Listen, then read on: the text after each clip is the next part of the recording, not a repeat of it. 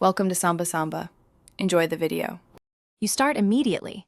Power the Arctis 7 off and unplug the 4 GHz USB transmitter so nothing is actively paired. Once done, make sure the headset battery is at least half charged because prolonged resets need power. Then place your fingers on the power button and the volume wheel. This is the control pair we'll use. Hold them firmly. You are preparing the headset to clear stored pairings and return its radio and firmware state to defaults, which prevents stubborn pairing conflicts. Now perform the reset itself.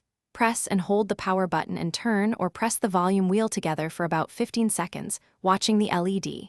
You will see a rapid blinking pattern. That means the headset has cleared stored pairings and reset its radio module. Release the controls when the blink pattern appears. Wait a few seconds for the headset to finish its internal reset routines.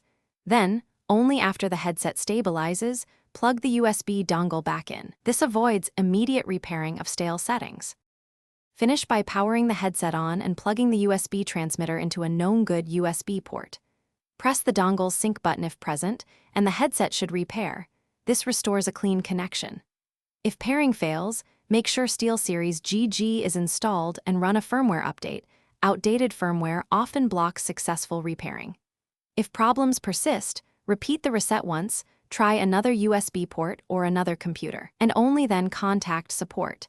This isolates hardware from config issues. Thanks for watching. Consider subscribing if we helped you.